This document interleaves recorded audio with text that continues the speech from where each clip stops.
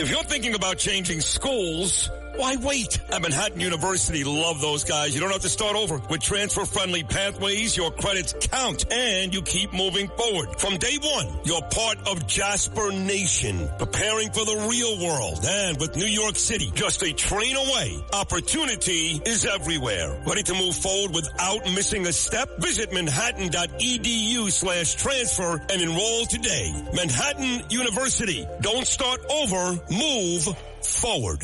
Excuse me! Taxi! This is the 77 WABC minicast. And we are back here on Cats and Cosby, and let's go right out to the Assistant Secretary at the Department of Homeland Security. We love her, Tricia McLaughlin.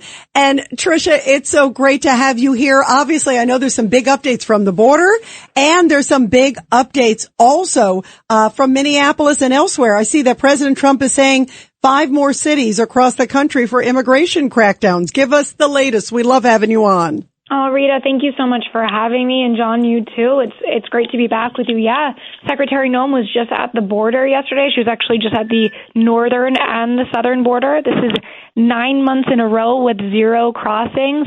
I mean, what they've done is nothing short of miraculous as far as all of the injunctions that President Trump, Secretary Noem, and this administration have faced. More than 3 million illegal aliens have exited the United States, including over 2 million self-deportation. So really good news out of the border. We'll keep that coming. Countless lives saved, with fentanyl trafficking being down 54%. We know those cartels are getting desperate. They're starting to make their way to our maritime borders, but our Coast Guard and the Navy have been on top of it, and they're cracking down on those as well. Talk about, by the way, you just said 3 million have exited. That's an amazing number. Wow. That is so huge. And the 0 crossings. It was interesting. Tricia, President Trump said, we're doing these amazing things. And he spotlighted, of course, immigration and the border. I mean, I think he got elected in a huge part because of that. He said, we need to do a little bit better at getting the messaging out. But the facts speak for themselves. That's incredible, Tricia. It really is incredible. And, he's right. I mean, as far as the PR battle, it's uphill, Rita. I mean, great shows like yours will cover the great work our men and women of law enforcement are doing every day. But, the CNNs of the world, the NBCs, and so many places where people consume their news, they refuse to talk about it. I mean, you look at Minneapolis, and just yesterday, Rita, we arrested scores of criminals. I mean, we're talking about an individual from Laos convicted of sexual assault and terroristic threats, an individual from Uzbekistan, he's a known or suspected terrorist, an individual from Guatemala, domestic violence and DUI conviction. That was all just yesterday in Minneapolis. And there's more and more. And yet you never hear the mainstream media talking about that. You hear them complaining about our law enforcement and demonizing them, likening them to Nazis. They get stopped. But when in reality, they're risking their lives every single day to remove vicious criminals from America's streets. What they're doing, Madam Secretary, when I call you Mr. How should I call you? Madam Secretary or what? Tricia's good with Tricia. me. All right, Tricia. Always good. Tricia, what they're trying to do is get the billions and billions of dollars that are missing off the front page. And they hired, the Democrats have hired the best PR people in the world. And what they're doing is just trying to reverse the front page stories. Oh, you're completely right. I mean, think about it. It was a little over a month ago. It was wall-to-wall coverage on the $9 billion Somali fraud scheme that Tim Walz was culpable or at least complicit in. And, you don't hear that anymore. You don't see that. But in the background, that is still going on. Our Homeland Security investigators and FBI are on the ground there, and they're following leads, and we're going to have indictments soon, and we want to give you guys updates as soon as we have them. But to your point, John, it really is all a fugazi. Yeah, absolutely. Well, we have to make New York, we have to make all the states safe, because it's horrible what's going on. It's horrible. It is. It's really horrible. Fernando Mateo. Yeah, Tricia, how are you? I'm taking the liberty of calling you Tricia, Madam Secretary, but we are very proud of the work that you're doing. No question about it. I think the President of the United States is going to leave a cleaner America when he leaves office than what he inherited. It's going to be a safer place for all of us to be. But why is it that the Republicans can't get good PR people to do the same things that the Democrats are doing? You know, why is it that we're allowing them to do this? And why is it that we're allowing for these organizations to bus people in to protest? If you noticed, Black community, Hispanic community, they're all supporting President Trump in this effort. So I don't understand why it is that we are not changing our policies. Republicans aren't changing the policies as far as, you know, promoting what we're doing.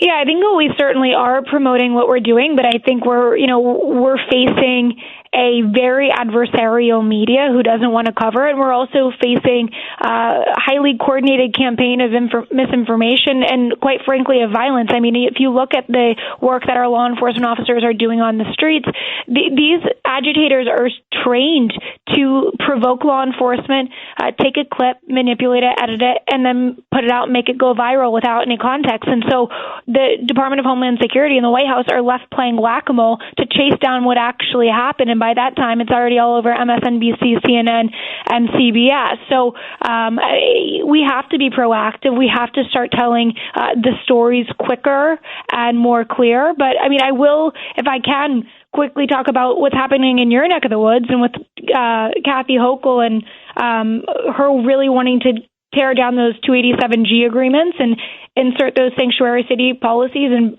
ban any state and local law enforcement cooperation. Last year in the state of New York, 6,947 criminal illegal aliens were in New York's custody and were released. That includes 148 murders. They were in the jail, released. 260 sexual predators, released. So those people are walking around with impunity, and so it's our job at the Department of Homeland Security to go and get them. By the way, we don't have cooperation. Tricia, I'm so glad you brought up those numbers because in the last, to your point, in the last few days, they've like doubled, tripled down, you know, saying, okay, there will be no access. I mean, what do you say when you hear that from the governor and from Mayor Mondani, who are saying not even in Rikers, they won't even allow access at all? I mean, it's stunning to me that we're at this moment. They're putting in danger NYPD officers. Yeah, it is. It's very dangerous. They're putting law enforcement in danger. And they're putting ICE in danger because they're not making a smooth, easy transfer from a jail or prison. Instead, they're having to go get them on the streets, right, Tricia? Oh, exactly. And that's why we see more of a presence in those sanctuary cities. I mean, what we want to be doing is just those one-on-one arrests, right? So that the state and local county jails will just hand them straight over as soon as these individuals are released. And instead, they're going back onto the streets to re-perpetuate crimes against Americans. And then we have to have law enforcement presence. Yeah, absolutely. Judge Weinberg, go ahead. Sorry about that. Good to talk to you again.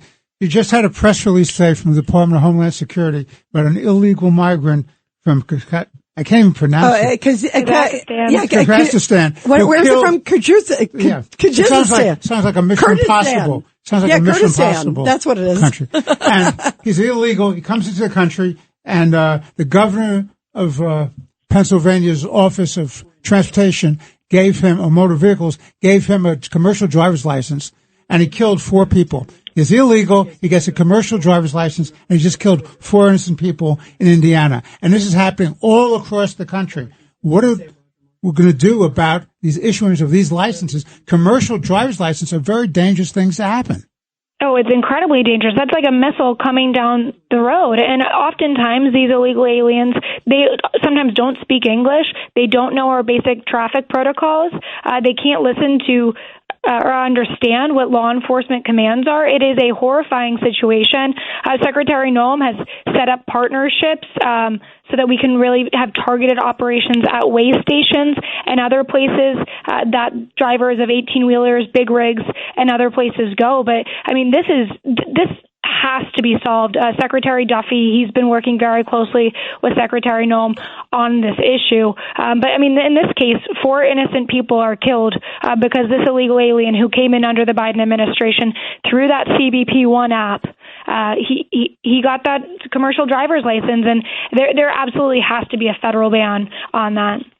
All right. Well, please keep us posted. Tricia, thank you so much. We love you and we appreciate what you're doing, and we are so supportive of the men and women there at Department of Homeland Security. Get that soundbite out because it's horrible what the other networks are doing. Yeah, you guys deserve the credit that you're doing, and the American people are lucky that you guys are fighting the good fight. Tricia, thank you. Thank you all. Have a great one. You Thank too, you. Tricia. Thank you so much. Every week, the Payne family cuts straight to the real financial story. The one question, Bob, everyone's asking is, are we in an artificial intelligence bubble? You've been through boom and bust. What do you think? No hype, no myths. Just what actually matters to your money.